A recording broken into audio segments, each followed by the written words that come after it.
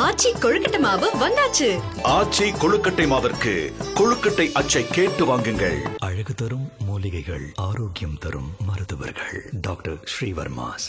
ஹாலிடேஸ்னாலே அது நம்ம ஜிடி ஹாலிடேஸ் தான். South India's number 1 travel brand.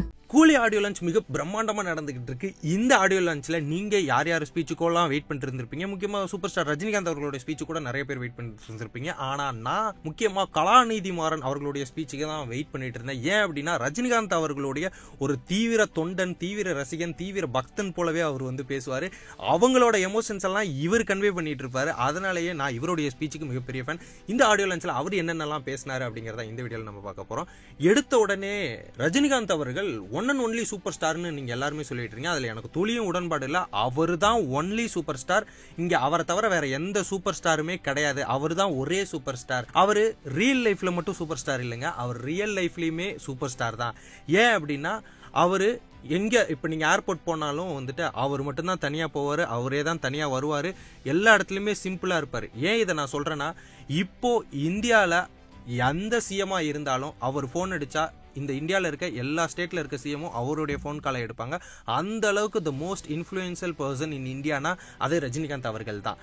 அது மட்டும் இல்லாமல் சிஎம் என்ன, பிஎம்ஏ கூட இவர் கால் பண்ணா எடுப்பாங்க. ஏன் பிஎம் என்ன, இந்த வேர்ல்டு லெவல்ல இருக்கிற நீங்க அக்ராஸ் கண்ட்ரீஸ்ல கூட இருக்கிற அந்த பிஎம் இவங்கெல்லாம் இருக்காங்க இல்லையா, பிரசிடென்ட் இருக்காங்க இல்லையா, அவங்க கூட இவர் வீட்டுக்கு வந்து இவர் கூட செல்ஃபி எடுத்துப்பாங்க.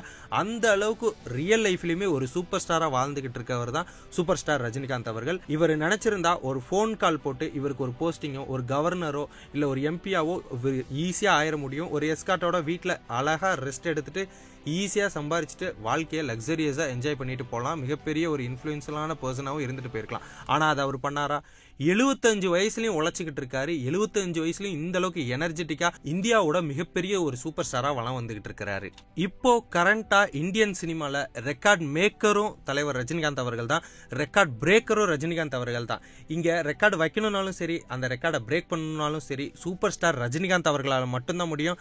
அதை உடைக்க அவர்னால மட்டும்தான் முடியும். Because he is the only super star அப்படின்ற மாதிரி அழுத்தி கலாநிதி மாறன் தன்னோட ஃபயரான ஸ்பீச்சை பேசி முடிச்சிருக்கிறாரு. ஆச்சி கொழுக்கட்டை மாவு வந்தாச்சு. ஆச்சி கொழுக்கட்டை மாவிற்கு கொழுக்கட்டை அச்சை கேட்டு வாங்குங்கள். அழகு தரும் மூலிகைகள், ஆரோக்கியம் தரும் மருத்துவர்கள். டாக்டர் ஸ்ரீவர்மாஸ். ஹாலிடேஸ்னாலே அது நம்ம ஜிடி ஹாலிடேஸ் தான். South India's number 1 travel brand.